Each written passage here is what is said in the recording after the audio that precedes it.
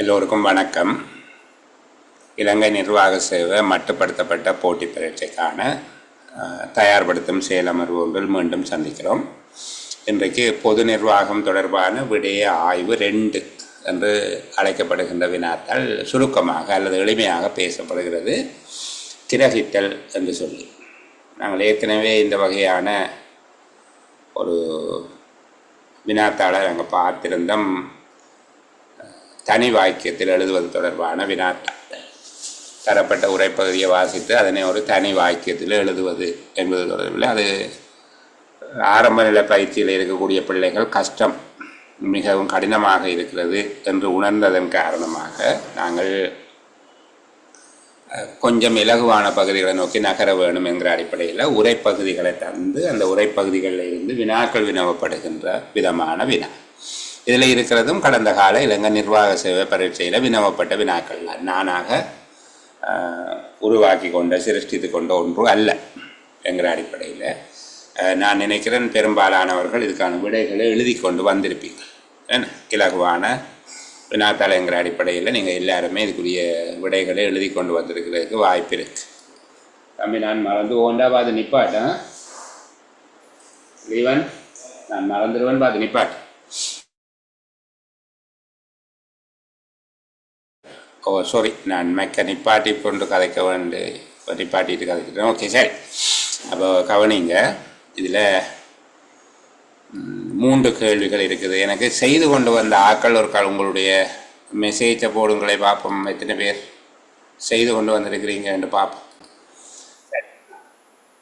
சரி, இதில் ஒரு குறிப்பிட்ட எண்ணிக்கையான பிள்ளைகள் ஒரு 10% செய்து கொண்டு வந்திருக்கணும் என்று வச்சுக்கொள்வோம்.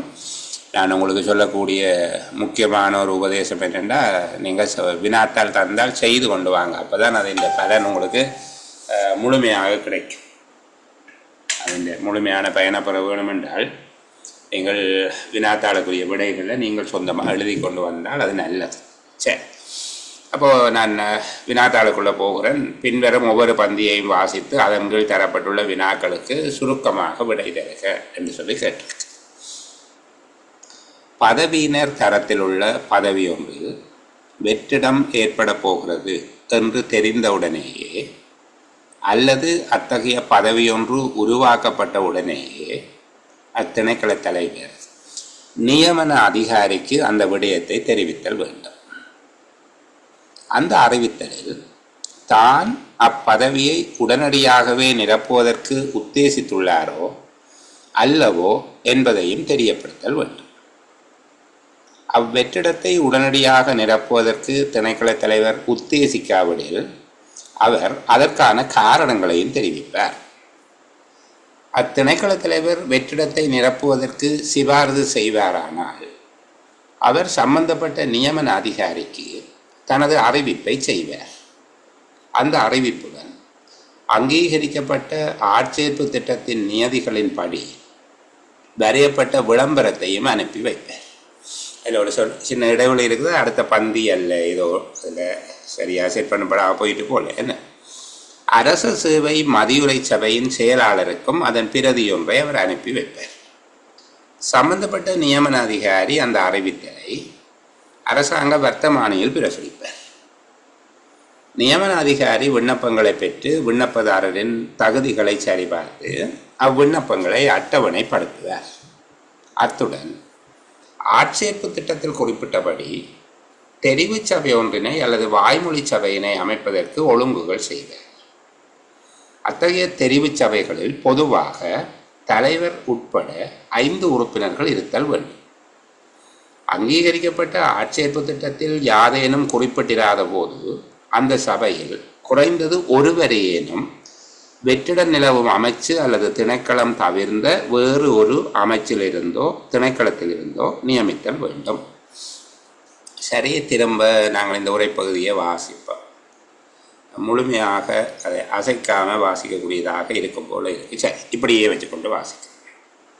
சரி, இப்படியே வச்சுக்கொண்டு வாசித்தால் உங்களுக்கு அது வசதியாக இருக்கும். பதவியினர் தரத்தில் உள்ள பதவியொன்றில் வெற்றிடம் ஏற்பட போகிறது என்று தெரிந்த உடனேயே அல்லது அத்தகைய பதவி ஒன்று உருவாக்கப்பட்ட உடனேயே அத்திணைக்கள தலைவர் நியமன அதிகாரிக்கு அந்த விடயத்தை தெரிவித்தல் வேண்டும். உங்களோட மக்களை கொஞ்சம் கவனம் எடுங்கோ. அந்த அறிவித்தலில் தான் அப்பதவியை உடனடியாகவே நிரப்புவதற்கு உத்தேசித்துள்ளாரோ அல்லவோ என்பதையும் தெரியப்படுத்தல் வேண்டும். அவ்வெற்றிடத்தை உடனடியாக நிரப்புவதற்கு திணைக்கள தலைவர் உத்தேசிக்காவிடில் அவர் அதற்கான காரணங்களையும் தெரிவிப்பார். அத்திணைக்கள தலைவர் அவ்வெற்றிடத்தை நிரப்புவதற்கு சிபாரிசு செய்வாரானால் அவர் சம்பந்தப்பட்ட நியமன அதிகாரிக்கு தனது அறிவிப்பை செய்வார். அந்த அறிவிப்புடன் அங்கீகரிக்கப்பட்ட ஆட்சேர்ப்பு திட்டத்தின் நியதிகளின்படி வரையப்பட்ட விளம்பரத்தையும் அனுப்பி வைப்பார். அரச சேவை மதியுரை சபையின் செயலாளருக்கும் அதன் பிரதி ஒன்றை அவர் அனுப்பி வைப்பார். சம்பந்தப்பட்ட நியமன அதிகாரி அந்த அறிவித்தலை அரசாங்க வர்த்தமானியில் பிரசுரிப்பார். நியமன அதிகாரி விண்ணப்பங்களை பெற்று விண்ணப்பதாரரின் தகுதிகளை சரிபார்த்து அவ்விண்ணப்பங்களை அட்டவணைப்படுத்துவார். அத்துடன் ஆட்சேர்ப்பு திட்டத்தில் குறிப்பிட்டபடி தெரிவு சபை ஒன்றினை அல்லது வாய்மொழி பரீட்சை சபையினை அமைப்பதற்கு ஒழுங்குகள் செய்வார். அத்தகைய தெரிவு சபைகளில் பொதுவாக தலைவர் உட்பட 5 உறுப்பினர்கள் இருத்தல் வேண்டும். அங்கீகரிக்கப்பட்ட ஆட்சேர்ப்பு திட்டத்தில் யாரேனும் குறிப்பிட்டிராத போது அந்த சபையில் குறைந்தது ஒருவரேனும் வெற்றிட நிலவும் அமைச்சு அல்லது திணைக்களம் தவிர்ந்த வேறு ஒரு அமைச்சிலிருந்தோ திணைக்களத்திலிருந்தோ நியமித்தல் வேண்டும். சரி, இங்க இந்த உரைப்பகுதிக்கு ஒரு தலைப்பு வைக்க சொல்லி கேட்டால் என்ன தலைப்பு வைக்கலாம்? பதில் சொல்றதுக்கு தயாரானவர்கள் உங்களோட மெக்க ஒன் பண்ணுங்க. நான் கேட்கிறாள் மட்டும் பதில் சொன்னா போதுமா? நவ் சொல்லுங்க, என்ன தலையங்கம் வைக்கலாம்? சார், அரச பதவி ஒன்றுக்கு ஆட்சேர்ப்பு செய்யும் முறை. அரச பதவி ஒன்றுக்கு ஆட்சேர்ப்பு செய்யும் முறை. சரி, யூட் சொல்லுங்க, என்ன வைக்க? நியமனம் ஒன்றை வழங்கும் போது பூர்த்தி செய்யப்பட வேண்டிய தகமைகள். நியமனம் ஒன்றை வழங்கும் போது வேண்டிய தகமைகள். சரி, நவராசா பிரசாத் நீங்க சொல்லுங்க, என்ன செய்யலாம்? ஆட்சேர்ப்பு திட்ட நடைமுறை. ஆட்சேர்ப்பு திட்ட நடைமுறைகள். எல்லாருமே சொல்லுகிற விடைகள்ல தவறு இல்லை. வேற யாராவது?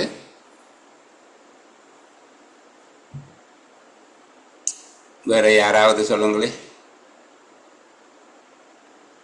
பதவியொன்றின் வெற்றிடங்கள் நிரப்பும் செயல்முறை.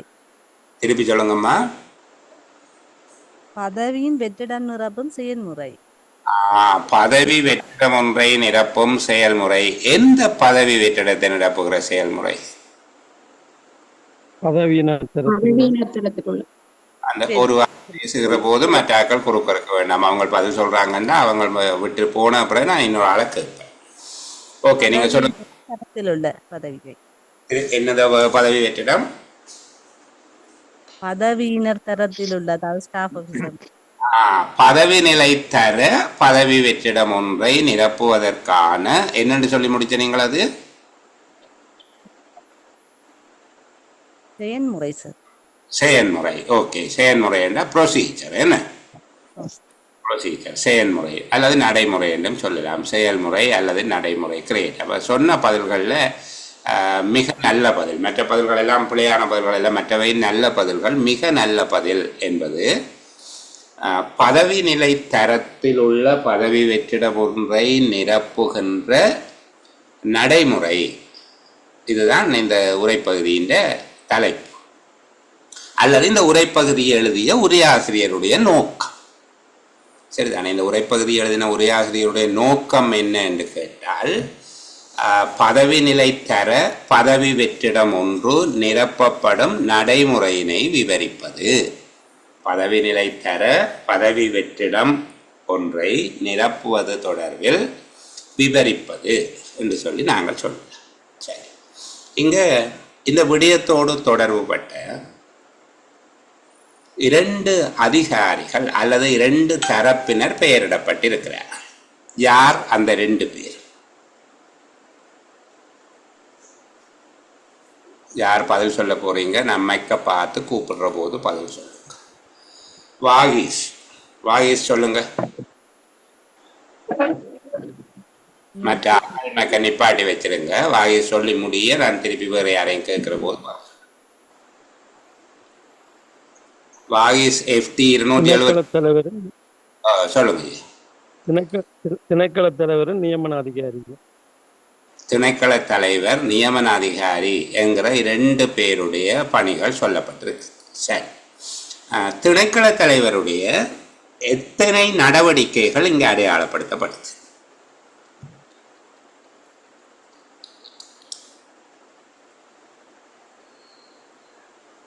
மூன்று விஷயம் சார்.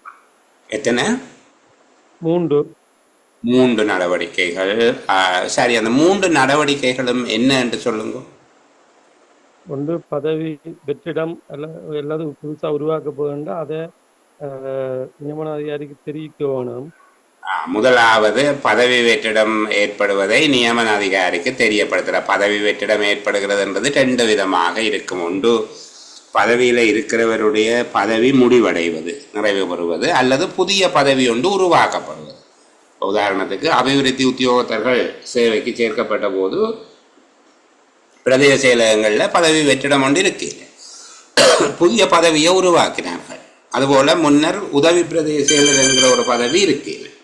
முதல்ல உதவி பிரதேச செயலர் என்கிற ஒரு பதவி இருக்கு. அப்போ பின்னர் அந்த பதவி ஒன்று உருவாக்கப்பட்டால் அங்கே வெற்றிடம் ஏற்படும். சரி, அப்போது 2 விதமாக பதவியில் இருக்கிறவர் பதவியை முடிவுறுத்தும் போது அது பல்வேறு விதமாக நடக்கும். நாங்கள் கேஸ் ஸ்டடி பண்ணல அதை பார்ப்போம். பதவியில் இருக்கிறவருடைய பதவி முடிவடையுது அல்ல புதிய பதவி ஒன்று உருவாக்கப்பட்டால் அங்கே வெற்றிடம் ஏற்படும். அப்போ பதவி வெற்றிடம் ஏற்படுகிற போது நியமன அதிகாரிக்கு அறிவிப்பது உண்டு. அடுத்தது அந்த வெற்றிடம் நிரப்ப போறாரோ இல்லையன்றதை தெரிவிக்க வேணும். வெற்றிடத்தை உடனடியாக நிரப்புதல் அல்லது தாமதித்தல் பற்றிய தன்னுடைய தீர்மானத்தையும் அறிவிப்பார். பதவி வெற்றிடம் ஒன்று ஏற்படுவதை அறிவிக்கிறார். 2வது பதவி உடனடியாக நிரப்புதல் அல்லது தாமதித்தல் பற்றிய தீர்மானத்தை அறிவிக்கிறார். வேறு அப்படி அந்த பதவி வெற்றிடம் உடனடியாக நிரப்ப போறாருண்டா அதற்குரிய ஆட்சேர்ப்பு நிபந்தனைகளோட அந்த விளம்பரத்தை நியமன அதிகாரிக்கு கொடுக்கணும். என்னது கருத்தை விளங்கக்கூடிய மாதிரி சொல்லுங்களே. இப்போ ஆட்சேர்ப்பு திட்டத்தின் நிபந்தனைகளையும் அங்கீகரிக்க என்னன்னு சொல்லி இப்போ அந்த பதவியை நிரப்ப போறாருண்டா அவர் அந்த ஆட்சேர்ப்புக்குரிய நிபந்தனைகளை அவருக்கு நிபந்தனைகளோட அந்த விளம்பரத்தை அனுப்புவோம் நியமன அதிகாரிக்கு. அதை வேற மாதிரி எளிமையா எங்களுக்கு விளங்கக்கூடிய மாதிரி சொல்லுங்க. அங்கீகரிக்கப்பட்ட ஆட்சேர்ப்பு திட்டத்தின் நியதிகளை தெரியப்படுத்தணும் நியமன அதிகாரி. தேர்வு திட்டத்தினுடைய நியதிகளை பற்றி நியமன அதிகாரிக்கு தெரியப்படுத்தணும். அதுல என்னென்ன விஷயங்கள் இருக்கு ஆட்சேர்ப்பு திட்டத்தில் அப்படியா? சரி, வேற யார் அந்த 3வது பணியை எனக்கு சொல்லக்கூடிய ஆக்கள் வாகிஸ் தவிர யூட் சொல்ல போறீங்களா? சொல்லுங்களேன். நியமனம் செய்யறதுக்கான அதிகாரத்தை வழங்குறாரு. யாருக்கு அதிகாரம் வழங்குறது? நியமன அதிகாரிக்கு. நியமன அதிகாரிக்கு திணைக்கள தலைவர் வழங்குவார். அப்படியா? திணைக்கள தலைவரா நியமன அதிகாரியா டொப்பில் இருப்பாங்க, மேலே இருப்பாங்க. நான் ஒரு கஷ்டம் சார். வாகி சொல்லுங்க. இந்த அரசு மதிய சபையின் செயலாளருக்கு அனுப்பணும். அனுப்ப வேணும். அது சரி. மற்றது நான் கேட்டேன் அந்த அதுக்கு முன்னுக்கும் அந்த யூடருக்காக நீங்க கண்டினியூ பண்ணுங்க. யார் மேலே இருப்ப? திணைக்கள தலைவர். ஓகே, தீபன் சொல்ல வாரீங்க. தீபன் கதைங்க. அதுல நியமன அதிகாரி தான் மேல இருப்பார். அவர் அமைச்சின் செயலாளரோ அல்லது அப்படி ஒரு தளத்துல இருப்பார். அதுக்கு கீழே திணைக்கள தலைவர் காணப்படுவார். திணைக்களத்துல என்ன பதவி நிரப்பப்படப்படுறது என்று சம்பந்தமாக அவர் தனது ஒரு விளம்பரம் டிராஃப்ட் ஒன்று செய்து நியமன அதிகாரிக்கு அனுப்பி வைப்பார். என்ன டிராஃப்ட்? அது விளங்கையில சொல்லுங்க. என்னத்தின் டிராஃப்ட் ஐயாது? அதாவது ஆட்சேர்ப்புக்குரிய தகமைகள் உள்ளடங்கியது. இத்தனை ஆட்சேர்ப்பு. இப்ப வேலைக்கு சேர்க்கிறதுக்குரிய விளம்பரம், ஆட்சேர்ப்பு விளம்பரம் என்று வரும். இலங்கை நிர்வாக சேவைக்கு இத்தனை வெற்றிடங்கள் விளங்குதா சொல்றது? தகமைகள். Okay, thank you. என்னென்றால் அந்த ஏற்கனவே ஆட்சேர்ப்பு திட்டம் ஒன்று இருக்கும். அதாவது அந்த வேலைக்கு ஆட்சேர்க்கிறேன் அதுக்கு என்னென்ன விஷயங்கள் இருக்கணும்னு அதை வச்சுக்கொண்டு அவர் ஒரு விளம்பர வரைவு உண்டு. இப்போ நீங்கள் ஏன் படிக்கிறீங்க, எஸ்எல்ஏஸ் கால் பண்ணீங்க, நீங்கள் அப்ளிகேஷன் போட போறீங்க. எஸ்எல்ஏஸ் கால் பண்றேன்னு சொல்லுவீங்க தானே அந்த அட்வர்டைஸ்மெண்ட், அதை வரைஞ்சு கொடுக்க வேணுமா? யாருக்கு ஆள் வேணுமோ அந்த திணைக்கள தலைவர் டிராஃப்ட் ஒன்றை போட்டு யாருக்கு கொடுக்க வேணும், அந்த பதவிக்கு யார் நியமனம் செய்வதற்கு அதிகாரம் உள்ளவரோ அவருக்கு இந்த டிராப்டை கொடுக்க வேணும். விளங்குதானே சொல்றது? விளங்குதா பிள்ளைகள் சொன்னது? ஓகே, சரி. அப்ப இது 3வது வேலை. அதுக்கு பிறகு என்ன செய்வார்? அது கொப்பி ஒன்றையும் அரச சேவை சபையினுடைய செயலாளருக்கு அனுப்பி வைப்பார். அப்ப இவருடைய கடமை இப்ப நாங்கள் சுருக்கமாக சொன்னால் வெற்றிடம் ஏற்படுவதை அறிவிப்பது, 2வது வெற்றிடத்தை நிரப்புவது தொடர்பிலான தன்னுடைய தீர்மானத்தை தெரிவிப்பது, 3வது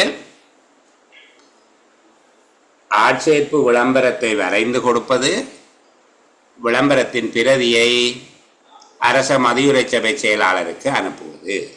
4 வேலை இவருக்கு இருக்கு. நியமன அதிகாரிக்கு என்ன வேலை சொல்லப்பட்டிருக்கு? எத்தனை வேலை சொல்லப்பட்டிருக்குது?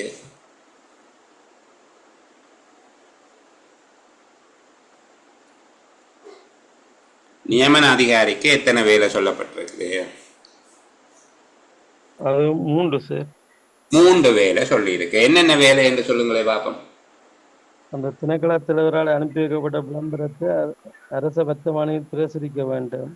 இவர் தான் கெசட்ல பப்ளிஷ் பண்ணுவார் முதலாவது. அடுத்தது அதுல வர்ற விண்ணப்பங்களை சரிபார்த்து அட்டவணைப்படுத்த வேணும்.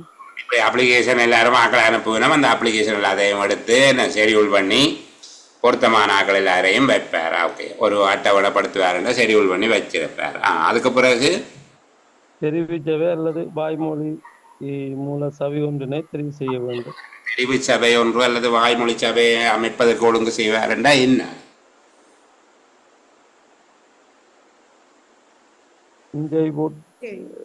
இன்டர்வியூ போர்ட் ஃபார்ம் பண்ணுவார்.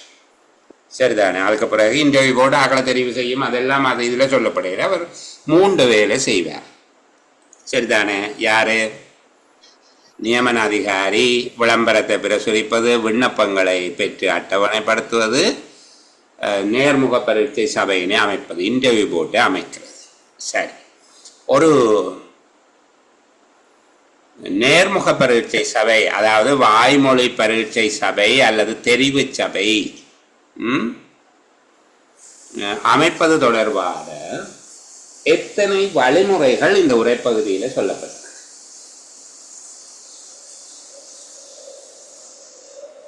எத்தனை வழிமுறை? 2 கிரேட். ஓகே, அந்த 2 வழிமுறையையும் சொல்லுங்க. எப்படி? ஒன்று அந்த ஏதாவது நிபந்தனைகள் குறிப்பிடப்படாவிட்டால் அவர்கள் அந்த இன்டர்வியூ போர்டு ஃபார்ம் பண்ணலாம். அதுல அந்த திணைக்களத்தை சாராதவரால் இருக்க வேணும். ஏதாவது நிபந்தனைகள் குறிப்பிட்டு வேறொரு திணைக்களத்தை சார்ந்தவர் இருக்க தேவையில்லை என்று சொன்னா அதற்கேற்ற மாதிரி ஒரு இன்டர்வியூ போர்டு ஃபார்ம் பண்ணலாம். 2 விஷயம் இருக்கு. என்னென்றால், 1 ஆட்சேர்ப்பு திட்டத்தில் குறிப்பிட்டபடி அமைத்தல், 2வது ஆட்சேர்ப்பு திட்டத்தில் ஏதும் குறிப்பிட்டிராத போது அமைத்தல்.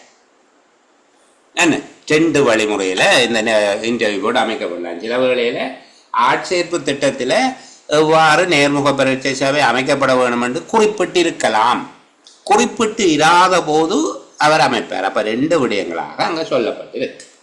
ஒரு நேர்முக பரீட்சை சபை அமைப்பது தொடர்பாக இங்க 2 வழிமுறைகள் அல்லது 2 முறைமைகள் இருப்பதை அந்த உரைப்பகுதி சொல்லுது. ஏனென்றால், ஆட்சேர்ப்பு திட்டத்தில் யாதேனும் குறிப்பிட்டிராத போது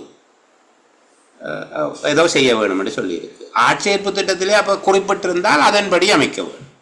அப்படித்தானே? பொதுவாக தெரிவு சபையில 5 பேர் இருப்பார்கள் தலைவரோடு சேர்த்து. அது சொல்லப்பட்டா என்ன, சொல்லப்படாட்டி என்ன, அது பொதுவான நிபந்தனை. அது சரி. அத்தகைய தெரிவு சபைகளில் பொதுவாக தலைவர் உட்பட 5 பேர் இருப்பார்கள் என்று சொல்லியிருக்கு. அடுத்த கேட்டிருக்கு, ஆட்சேர்ப்பு திட்டத்தில் எதுவும் சொல்லப்படாவிட்டால் அந்த சபையில குறைஞ்சது ஒருவராவது நீங்கள் எந்த அமைச்சு அல்லது திணைக்களத்துக்கு ஆட்சேர்ப்பு செய்கிறீங்களோ அதுக்கு வெளியில இருந்து ஒரு தடையாவது அந்த இன்டர்வியூ போர்டுகள் கொடுக்கும். எல்லாரும் டிபார்ட்மெண்ட் ஆக்களாக இருக்கக்கூடாது, எல்லாரும் டிபார்ட்மெண்ட் ஆக்களாக இருக்கக்கூடாது, சரிதானே? அதுக்கு வெளியில இருந்து ஒருவரையாவது எடுக்க வேணும் என்று சொல்லப்பட்டிருக்கு. இப்போ எங்களுக்கு இந்த பந்தி விளங்கிட்டு அழகா விளங்கிட்டല്ലോ, சரியா? இப்ப கேள்விக்குள்ள போ. இந்த உரைப்பகுதியின் நோக்கம் யாது? முதலாவது கேள்வி, இந்த உரைப்பகுதியின் நோக்கம் யாது?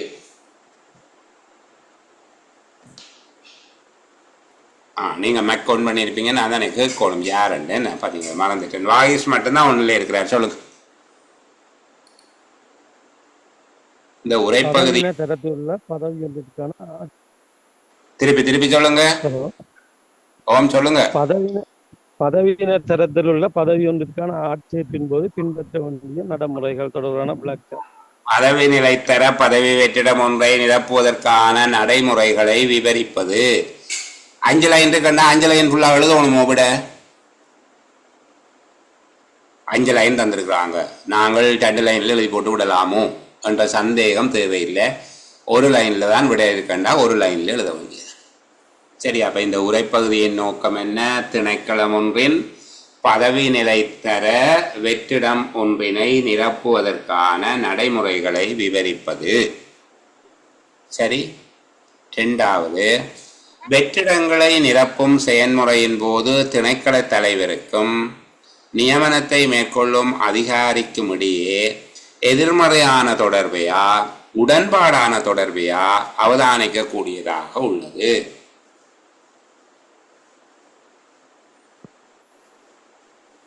யார் விட சொல்றது? தீவன் சொல்லுங்க. உடன்பாடான தொடர்பு சார். உடன்பாடான தொடர்பு இருக்குது என்றால் திணைக்கள தலைவர் முன்னெடுக்கும் காரியங்களை அடுத்த கட்டத்துக்கு கொண்டு செல்பவராக நியமன விளக்கம் நாங்கள் எழுத தேவையில்லை. நாங்கள் உடன்பாடான தொடர்பை அவதானிக்கக்கூடியதாக இருக்கிறது. வேணுமென்றால் அந்த விளக்கத்தை எழுதலாம். ஏனென்றால் திணைக்கள தலைவர் முன்னெடுக்கும் விடயங்களை தொடர்ந்து அடுத்த கட்டத்திற்கு கொண்டு செல்பவராக நியமன அதிகாரி காணப்படுகிறார் என்ற ஒரு விளக்கத்தை எழுதலாம். எவ்வாறான சந்தர்ப்பத்தில் பதவி வெற்றிடம் உள்ள அமைச்சு அல்லது திணைக்களம் அல்லாத வேறு ஒரு அமைச்சில் இருந்தோ திணைக்களத்தில் இருந்தோ அதிகாரி ஒருவரை நியமிக்க வேண்டி ஏற்படும்?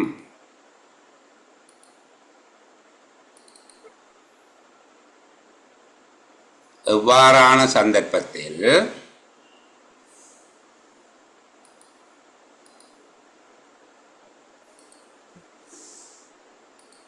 பதவி அமைச்சு அல்லது திணைக்களம் அல்லாத வேறு ஒரு அமைச்சில் இருந்தோ திணைக்களத்தில் இருந்தோ அதிகாரி ஒருவரை நியமிக்க வேண்டி ஏற்படும். ஆட்சேர்ப்பு திட்டத்தில் யாரும் குறிப்பிடாத போது அதுல சொல்லப்பட்டிருக்குது. என்ன எப்படி போய் சொல்லி இருக்குது?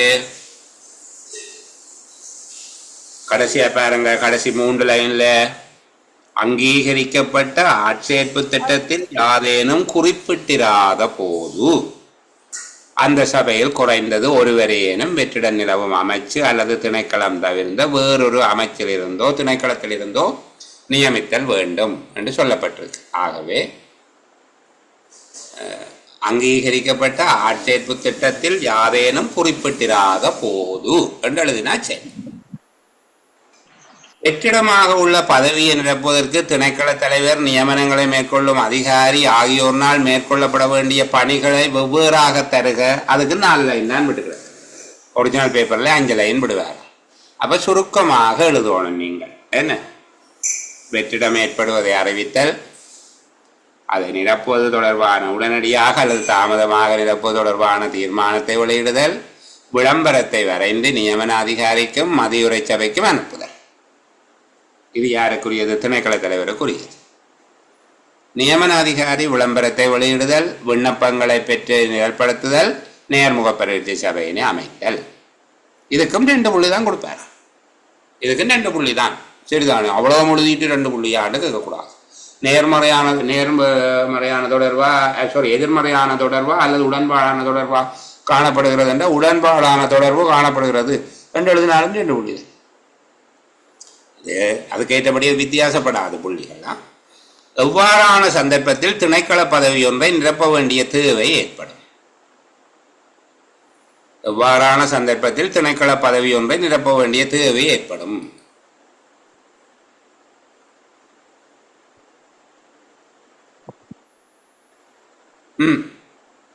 பதவி ஒன்றில் வெற்றிடம் ஏற்படும் போது அல்லது புதிய பதவி ஒன்று உருவாக்கப்படும் போது என்பதாக விடையளித்தால் சரி. ஓகே, அப்போ இது எங்களுக்கு இலகுவாக இருந்தது, பெரிய கஷ்டமான உரைப்பகுதி அல்ல. சரியா? ஒரு சின்ன ஓய்வுக்கு பிறகு நாங்கள் 2வது உரைப்பகுதியை பார்க்க முடியாது.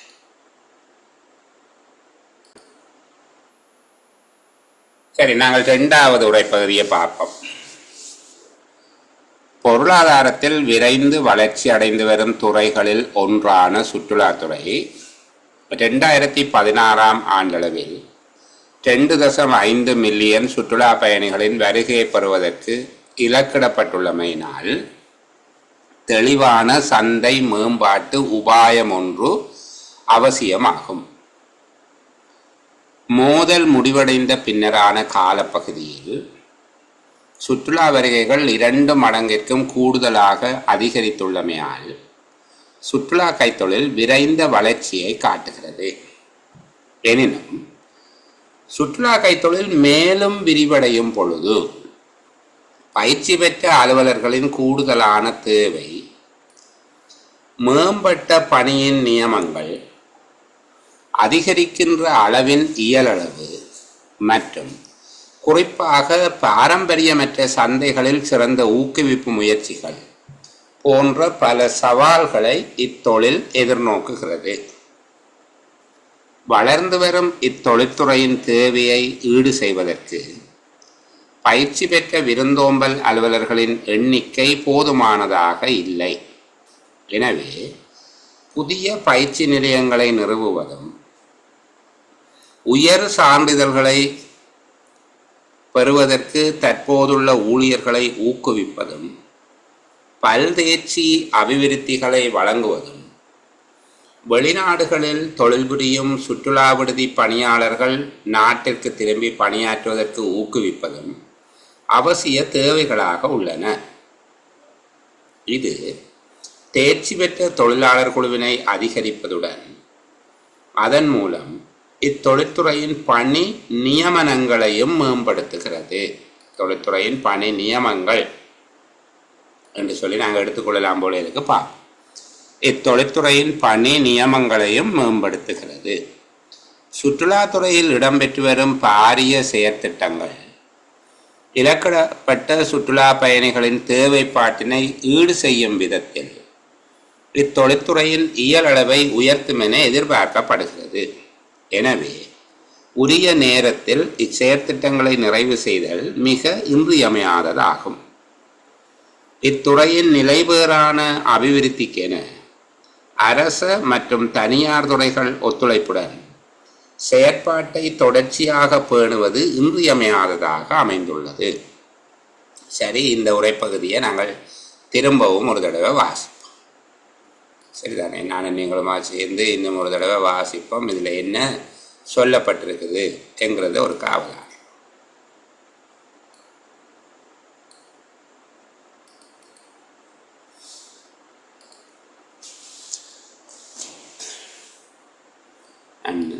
மொபைலில் பார்க்குற பிள்ளைகளுக்கு கொஞ்சம் கிளியராக இருக்க வேணும்ங்கிறதுக்காக இயலுமான வரைக்கும் அதை ஒழுங்குபடுத்தி இருக்கிறேன்னு பார்ப்போம். பொருளாதாரத்தில் விரைந்து வளர்ச்சி அடைந்து வரும் துறைகளில் ஒன்றான சுற்றுலாத்துறை, அது கற்றுலாத்துறை என்று இருக்கு. நீங்கள் சுற்றுலாத்துறைன்றே வாசிங்க.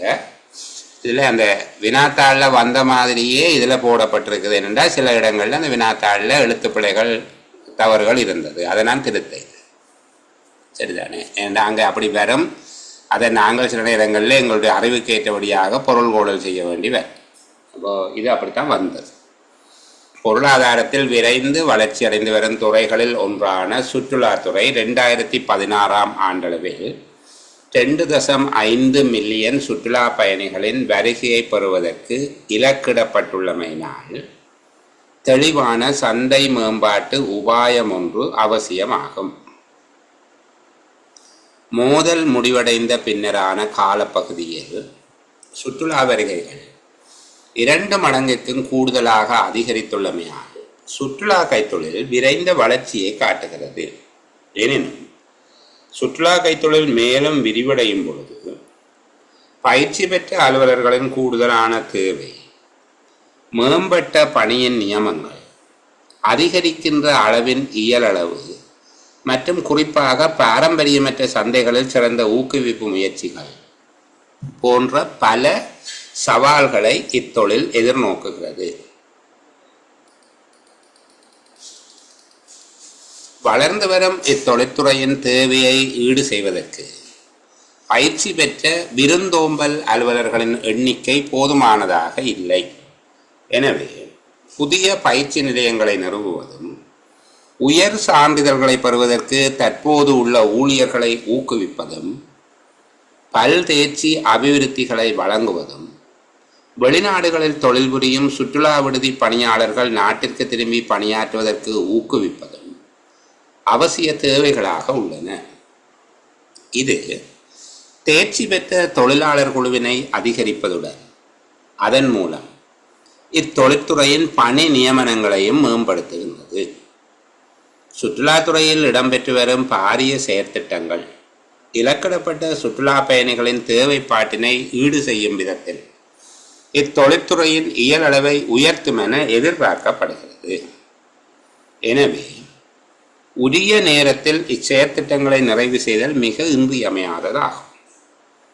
இத்துறையின் நிலைபெறான அபிவிருத்திக்கு என அரச மற்றும் தனியார் துறைகள் ஒத்துழைப்புடன் செயற்பாட்டை தொடர்ச்சியாக பேணுவது இன்றியமையாததாக அமைந்துள்ளது. இந்த தொடர்ச்சியாக என்பதிலையும் எழுத்துப்பட இருக்கு, அதை நீங்கள் கருத்தில் எடுக்க வேணும். சரி பிள்ளைகள், இப்போ திரும்ப இன்னொரு தடவை நான் வாசிக்க இல்லை, உங்களோட கதைச்சிட்டு அவசியம் இருந்தால் வாசிப்போம். இந்த உரைப்பகுதி எதை பற்றி பேசுது? யார் பதில் சொல்ல போறோம்? காட்டாயணி. Okay, thank you. சொல்லுங்க. சுற்றுலாத்துறையை பற்றி சார். சுற்றுலாத்துறையின் வளர்ச்சி, அதின் சவால், அதை எப்படி மேம்படுத்தணும் என்றுதான் சொல்லுது. 3 விடயங்களை சொல்லியிருக்கு. சுற்றுலாத்துறையினுடைய வளர்ச்சியை பற்றி சொல்லுது, அது வளர்ச்சி அடைகிற போது ஏற்படுகிற சவாலை சொல்லுது, அந்த சவால்களை எப்படி வெற்றி கொள்வது என்று சொல்லியிருக்கு. ஓகே, கொன்சி சொல்லுங்க.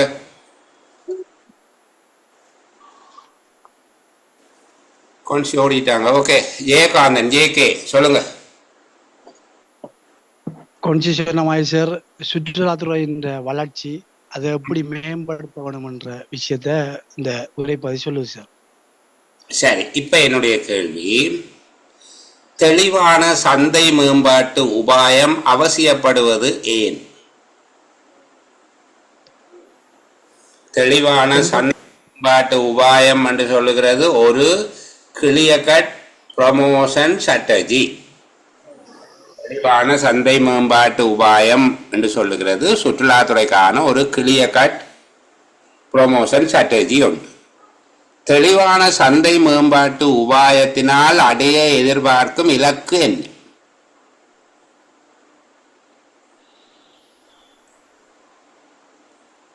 சுற்றுலா பயணிகளின் வருகை அதிகரிக்கிறது. சுற்றுலா பயணிகளினுடைய வருகையை 2.5 மில்லியன் என்கிற எண்ணிக்கைக்கு அதிகரிப்பது. ஆகவே தெளிவான சந்தை மேம்பாட்டு உபாயம் ஒன்று அவசியப்படுவதற்கு என்ன காரணம்?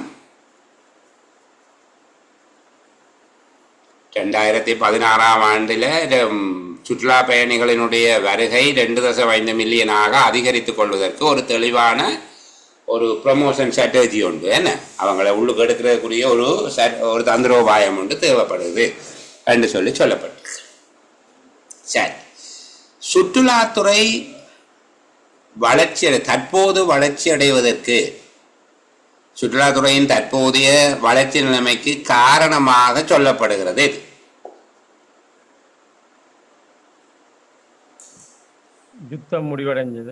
யுத்தம் முடிவடைந்தமை காரணமாக சுற்றுலாத்துறையின் வருகைகள் அதிகரிச்சிருக்கு, 2 மடங்காக அதிகரித்திருக்கு. சரி, இந்த 2 மடங்காக அதிகரித்தமை தொடர்பில் உரையாசிரியர் மகிழ்ச்சி கொண்டிருக்கிறாரா அல்லது அச்சப்படுகிறாரா?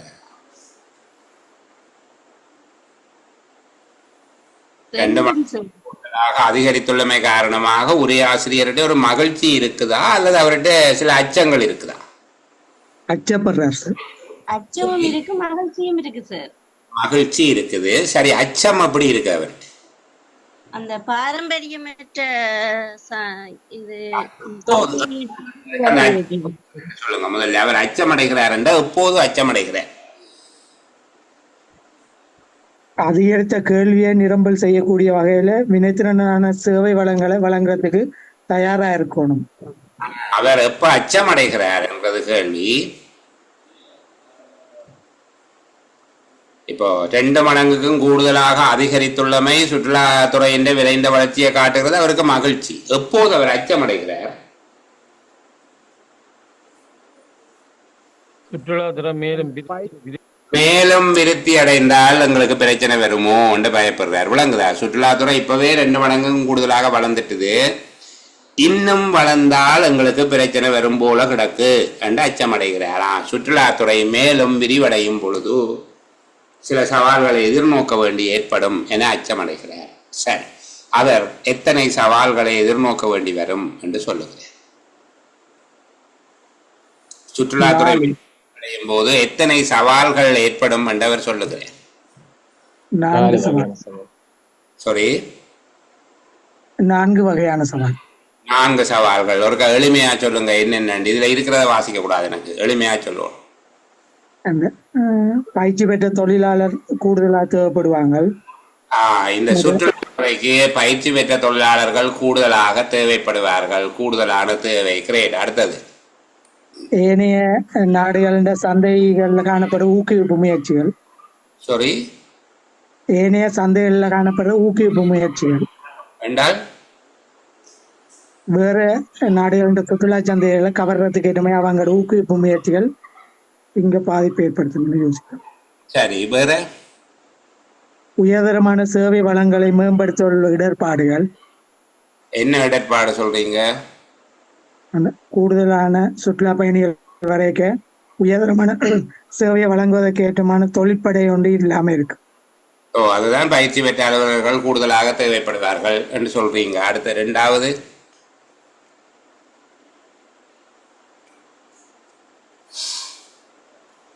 சரி, வேற யாரும் அவங்க சொன்னதை வேற மாதிரி நான் சொல்லுவேன். இப்ப ஜனாவா கதைச்சு கொண்டிருக்கிறீங்க. கணேஷ் கே கதைங்க. கணேஷுக்கு சந்தர்ப்பம் கொடுத்தோம். சொல்லுங்க. பயிற்சி பெற்ற அலுவலர்கள் கூடுதலாக தேவைப்படும் என்று சொல்றாங்க. மேம்பட்ட பணிய நியமங்கள். மேம்பட்ட பணிய நியமங்கள் விளங்குற மாதிரி வேற வார்த்தையில சொல்லுங்க. மேம்பட்ட பணிய நியமங்கள் சொல்றது நினைச்சேன். பயிற்றுவிக்கப்பட்ட பணியாளர்கள் தேவைப்படும். Service standard. என்ன ஸ்டாண்டர்ட்? பயிற்றுவிக்கப்பட்ட பணியினர். ஓகே. அடுத்தது, அதிகரிக்கின்ற அளவிலான இயலளவு. அந்த சுற்றுலாத்துறையின் அதிகரிக்கிற அளவுக்கான இயலளவு தன்னிட்ட இல்லை என்ற ஒரு சவாலை அவங்க எதிர்பார்க்கிறாங்க. வருகிற சனத்தை தாங்கக்கூடிய அளவுக்கு எங்களோட கெப்பாசிட்டி இருக்கா? ரோட் இருக்கா? வாகனம் இருக்கா? இல்ல, போதாது. ஹோட்டல் இருக்கா என்ற பிரச்சனை எல்லாம் வரும். அடுத்தது குறிப்பாக இந்த பாரம்பரியமற்ற சந்தைகளில் சிறந்த ஊக்குவிப்பு முயற்சிகள் போன்ற சவால். அதாவது என்ன சொல்றது, வந்தால் பின்ன விளவை பார்ப்பாங்க, சிகிரியாவை பார்ப்பாங்க, நம்புள்ளை போவாங்க, அன்றாபுரம் போவாங்க, பொருணர்வை போவாங்க. இது பாரம்பரிய சந்தை. பாரம்பரியமற்ற சந்தைகளில் ஊக்குவிப்பு செய்ய வேண்டியிருக்கு. ஏனென்றால் அப்பதான் சுற்றுலாத்துறையை அந்த வருகிறவர்களை நாங்கள் திருப்திப்படுத்தலாம். அது கொஞ்சம் பெரிய டாபிக். இது நாங்கள் பின்னர் கட்டுரைகளுக்கு படிக்கிற போது பார்ப்போம். என்னென்னா பாரம்பரியமற்ற முயற்சிகள் என்றால் படகு சவாரிகள், கடற்கரையில் நடக்கக்கூடிய வாலிபால் மேட்சஸ், மற்றது ஆயுர்வேத சிகிச்சைகள், இந்த மாதிரியாக புது விஷயங்கள். அதான் அது நான் ட்ரெடிஷனல் மார்க்கெட் என்று சொல்கிற பாரம்பரியமற்ற சந்தைகளில் சிறந்த ஊக்குவிப்பு முயற்சிகள் போன்ற பல சவால்களை, சேலஞ்சஸ் இந்த தொழில் எதிர்நோக்கும். இன்னும் நீங்கள் ஆக்களை கூட்டினீங்கன்னா உங்களுக்கு 4 சவால் இருக்கின்றார். ஒன்று, அவங்கள பராமரிக்கக்கூடிய பயிற்சி பெற்ற அலுவலர்கள், குறிப்பாக விடுதிகளினுடைய பணியாளர்கள், ஹோட்டல் சர்வீஸ் கொடுக்கறதுக்கு ஆக்கள் போதாது. பயிற்சி பெற்ற அலுவலர்களின் கூடுதலான தேவை. 2வது, உங்களோட சர்வீஸை ஸ்டாண்டர்ட் கூட்டணும், இம்ப்ரூவ் பண்ணணும். 3வது, உங்களோட கெப்பாசிட்டி, அதாவது உங்களோட இயலளவு, கொள்ளளவு, வாகனங்கள் தேவை, ரோட் தேவை, அவங்க தங்க நிற்கிற ஹோட்டல் ரூம்ஸ் வேணும், இந்த மாதிரியான இயலளவு. 4வது, வளமையாக அவங்க வருகிற இடத்தை விட புதுசா சில இடங்களுக்கு நீங்க கொண்டு போக வேண்டி வரும். நான் போன்ற சவால்களை இத்தொழில் எதிர்நோக்குகிறது. அடுத்தது சொல்லுங்க. அடுத்த என்ன சொல்ல வாரேன்? அடுத்த பகுதியில உரையாசிரியர் சொல்ல வருகிற செய்தி என்ன இந்த 2 கோட்டுக்கும் பிறகு?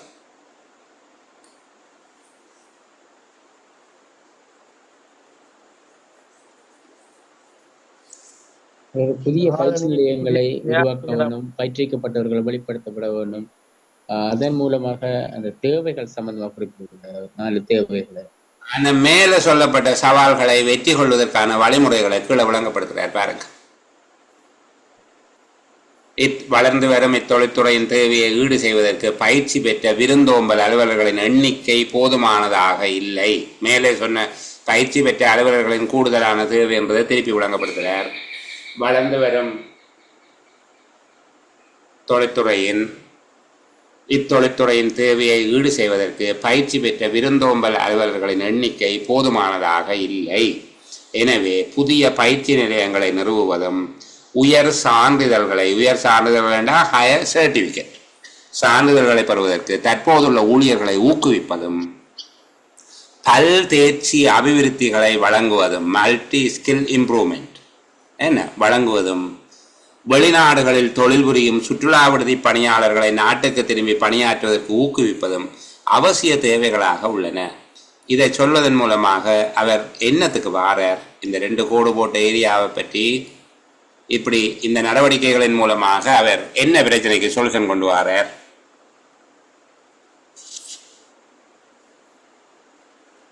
நிபுணத்துவத்தை தீர்க்கிறதுக்கு வழி சொல்றார்.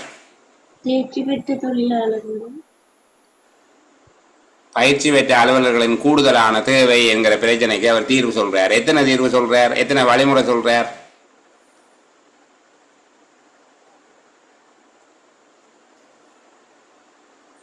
பயிற்சி பெற்ற அலுவலர்களினுடைய தேவையை ஈடு செய்வதற்கு அவர் எத்தனை வழிமுறைகள்? 5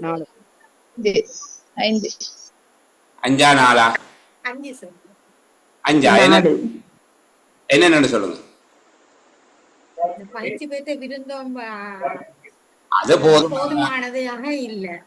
அது திருப்பி சொல்றேன் தவிர அது வழியா பயிற்சி பெற்ற அதைத்தான் அவர் இப்படி சொல்றார். பயிற்சி பெற்ற விருந்தோம்பல் அலுவலர்களின் எண்ணிக்கை போதுமான இல்லை என்று சொல்றாரா? எனவே பயிற்சி நிலையங்களை உயர் சான்றிதழை பெறுவதற்கு ஊக்குவித்தல், பல்தேர்ச்சி அபிவிருத்திகளை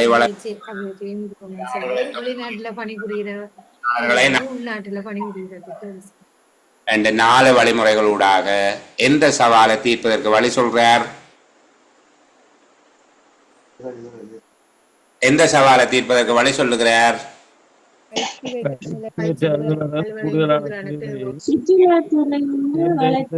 மேம்பட்ட பணி நியமனங்களையும்.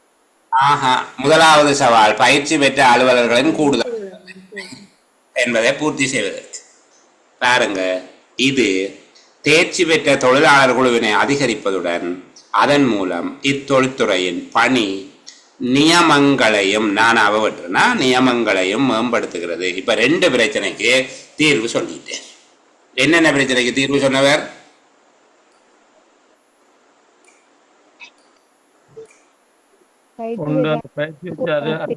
கூடுதலான தேவையும் மேம்பட்ட பணி நியமங்கள்.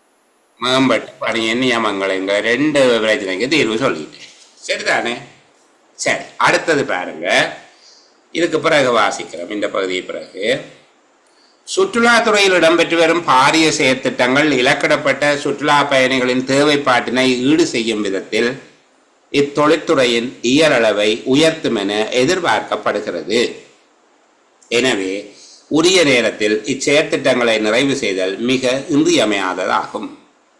என்னதை பற்றி கதைக்கிற? என்னதை பற்றி கதைக்கிற?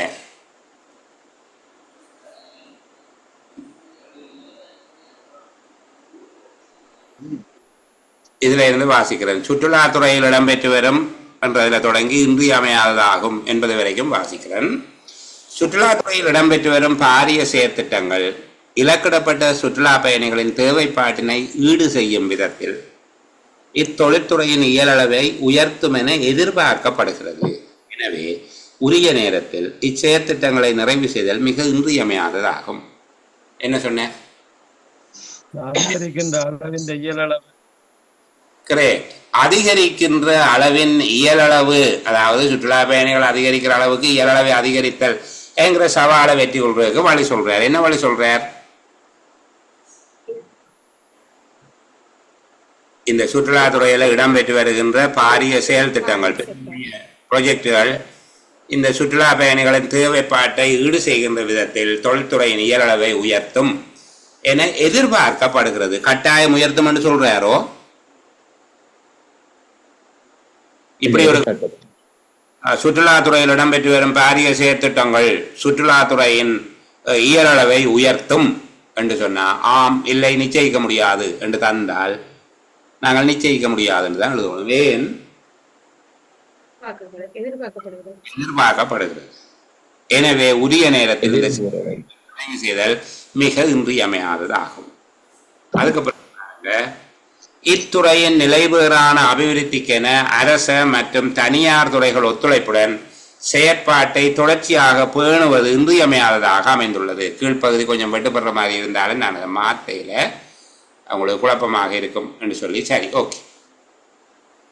இது என்ன சொல்றாங்க? இத்துறையின் நிலைபெறான அபிவிருத்திக்கென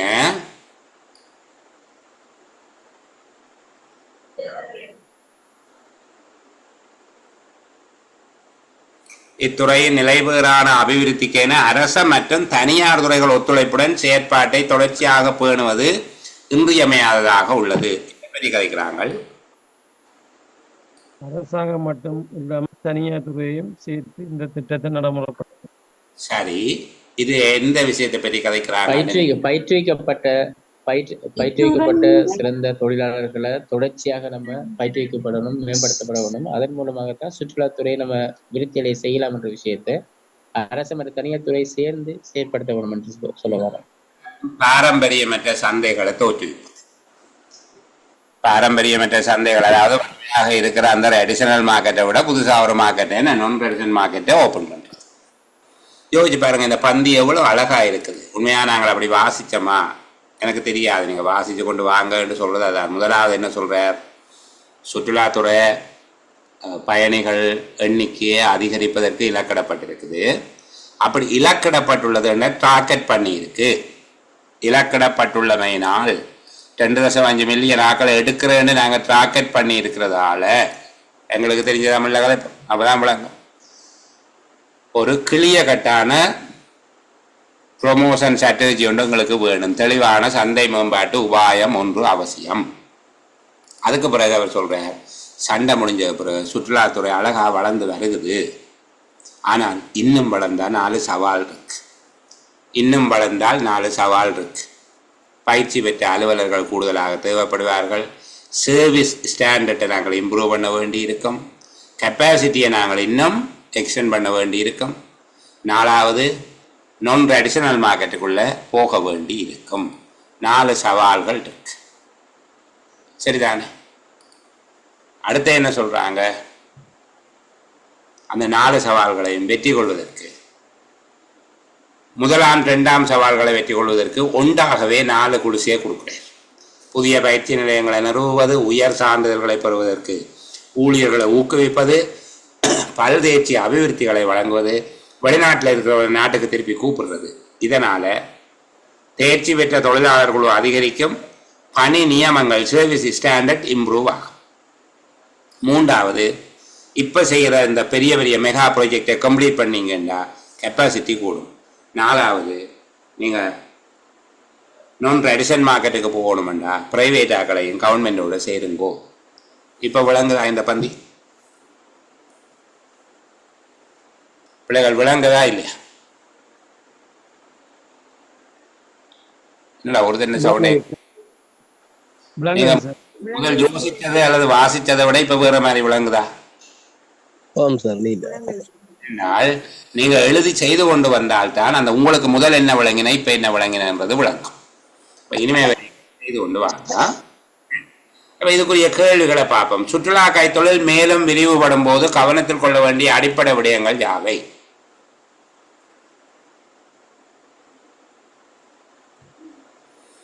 சுற்றுலா கைத்தொழில் மேலும் விரிவுபடும் போது கவனத்தில் கொள்ள வேண்டிய அடிப்படை விடயங்கள் யாவை? 4 விதமான சவால்களை கவனத்தில் கொள்ள வேண்டி இருக்கும். அந்த 4 சவால்களையும் எழுத வேணுமா என்று நாங்கள் பார்ப்போம். மற்றது நான் சொல்லுகிறேன், இப்படியான கேள்வி வரைக்க பிள்ளைகள் 5 கேள்விக்கும் விட கண்டுபிடிச்ச பிறகு தான் எழுதணும். சில வேளைகளில் ஒரு கேள்விக்குரிய விட நீங்கள் எழுதி முடியாது, வேறு ஒரு கேள்விக்கு இன்னும் பொருத்தமாக இருக்கும். அப்போ இங்கே சுற்றுலா கைத்தொழில் மேலே விரிவடையும் போது கவனத்தில் கொள்ள வேண்டிய அடிப்படையான விடயங்கள் என்னென்னா, சுற்றுலாத்துறை விரிவடைவதால் ஏற்படுகிற சவால்களை கருத்தில் கொள்ள வேண்டும். இலக்கிடப்பட்ட சுற்றுலா பயணிகளின் வருகையின் அளவுக்கேற்ப சுற்றுலாத்துறையின் இயலளவை அதிகரிக்கத்தக்க வழிமுறை யாது?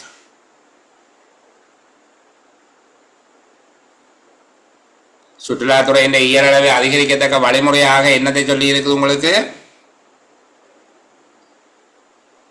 புதிய பயிற்சி நிலையங்கள் சவால்களை மேம்படுத்த. இல்ல இல்ல, என்ன சொல்லி இருக்கு? தேர்ச்சி பெற்ற தொழிலாளர்கள் குழுவினை அதிகரிக்க. சுற்றுலாத்துறையினுடைய இயலளவை அதிகரிப்பதற்கான வழிமுறையாக அதை சொல்லி இருக்கிறா. அந்த பாரிய செயற்திட்டங்களை என்ன சொல்லி இருக்குது? சுற்றுலாத்துறையில் இடம்பெற்று வரும் பாரிய செயற்திட்டங்களை உரிய காலப்பகுதியில் ஈடு செய்ய வேண்டும். அதற்கான வழிமுறைகளாக சொல்லப்பட்டிருக்குது. அது இயலளவை அதிகரிப்பதற்கான 4 சவால்களில் இயலளவு என்கிறது 4வது சவால், 3வது சவால். சரிதானே? அப்போ சுற்றுலாத்துறையில் இடம்பெற்று வரும் பாரிய செயற்திட்டங்கள் இலக்கிடப்பட்ட சுற்றுலா பயணிகளின் தேவைப்பாட்டினை ஈடு செய்யும் விதத்தில் இத்தொழில்துறையின் இயலளவை உயர்த்தும் என எதிர்பார்க்கப்படுகிறது என்று சொல்லியிருக்கு. இயலளவை உயர்த்துவதற்கு எதிர்பார்க்கிறது அது அல்ல. என்ன அந்த 4ம் இல்லை. அடுத்த பாருங்க, ஈனா கேள்வி. பயிற்சி பெற்ற தொழிலாளர்களின் அளவை அதிகரிக்கவும் இத்துறை தொடர்பான சேவைகள் வழங்கும் தரத்தினை மேம்படுத்தவும் தெரிவிக்கப்பட்டுள்ள வழிமுறை தான் அந்த 4. என்னது? பயிற்சி நிலையங்களை நிறுவுவது, உயர் சான்றிதழ்களை பெறுவதற்கு ஊக்குவிப்பது, தேர்ச்சிகளையும் திறன்களையும் வழங்குவது, வெளிநாட்டில் இருப்பவர்களை வரவழைப்பது என்ற 4 விஷயமும் இதுக்கு தான் பொருத்தம். விளங்குதா சொல்றதப்பா? பிள்ளைகள் ஏதாவது நெருக்கடி இருந்தா விளங்கலைன்னா சொல்லுங்கப்பா. ஹாலிதி நோக்கியா? ஓகே. அடுத்த வரும் சுற்றுலாத்துறை எதிர்கொள்ள வேண்டிய சவால்களாக இங்கு குறிப்பிடப்பட்டுள்ளவை யாவை? இப்ப விளங்குதா? 1வது கேள்விக்கு நாங்கள் சவால்களை எழுத தேவையில்லை. நீங்கள் கருத்தில் கொள்ள வேண்டிய என்னென்றா சவால்கள் ஏற்படும் என்பதை கருத்தில் கொண்டா சரி. இங்க தான் அந்த 4 சவால்களை நீங்கள் எழுத போறீங்க. சரியா? அடுத்த கேள்வியை பாருங்க. சுற்றுலா கைத்தொழிலுக்கு சந்தையை இலக்காக கொண்ட தெளிவான உத்திகளை கொண்டிருத்தல் அவசியம் என இந்த ஆசிரியர் வலியுறுத்துவது ஏன்? இதுல இருந்து பிள்ளைகள் ஒரு விஷயத்தை படித்துக் கொள்வீங்க. பந்தியில இருக்கிற ஒழுங்குல கேள்வி கேட்க மாட்டான். சரியா? இப்போ அவனா கேள்வி கீழே கேட்டு கிடக்கு, ஊனா கேள்வி மேலே கேட்டு கிடக்கு. என்ன கேள்வி கேட்டிருக்குது?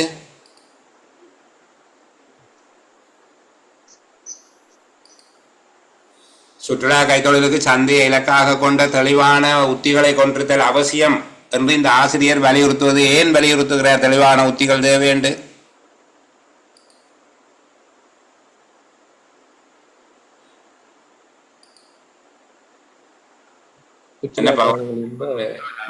வருகை 2016ஆம் ஆண்டளவில் 2 மில்லியன் சுற்றுலா பயணிகளின் வருகையை பெறுவது.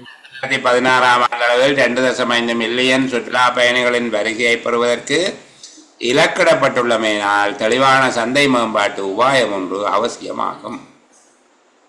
சரியா? நாங்கள் இப்படி படிக்கிற போதுதான் எங்களுக்கு தெரியும், நாங்கள் வாசிக்கிறதுக்கும் உண்மையாக வாசிக்க வேண்டிய முறைமைக்கும் இடையில ஒரு வேறுபாடு இருக்குது. எங்களுக்கு எங்களோட தாய்மொழியில் எழுதியிருக்கிற எல்லா விஷயமுமே விளங்க மண்டியில் கொஞ்சம் பிள்ளையாத்தான் நாங்கள் விளங்கி கொள்ளுகிறோம். இந்த புரிதல் வந்தால் கிரகித்தல்ல வெற்றி. சரியா?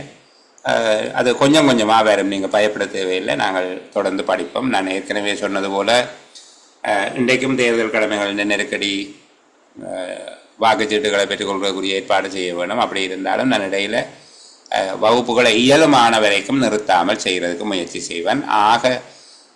அண்மித்ததாக தேர்தலுக்கு அண்மித்ததாக வகுப்புகள் நடைபெறாது. நீங்கள் அதை விட்டு கவலை கொள்ள தேவையில்லை. அதுக்கு பிறகு நாங்கள் இன்னும் கொஞ்சம் வேகமாக படிப்போம். சரியா? சரி, இன்றைக்கு இந்த அளவில் நான் நிறைவு செய்து கொள்ளுகிறேன். அடுத்த உரைப்பகுதியை தொடர்ந்து வருகிற செயலமர்வில் பார்ப்போம். நாங்கள் திரும்ப சந்திக்கிற வரைக்கும் எல்லோருக்கும் நல்ல பொழுதுகள் அமைய வேணும் என்கிற பிரார்த்தனையோடு உங்கள்கிட்ட இருந்து விடைபெறுகிறேன்.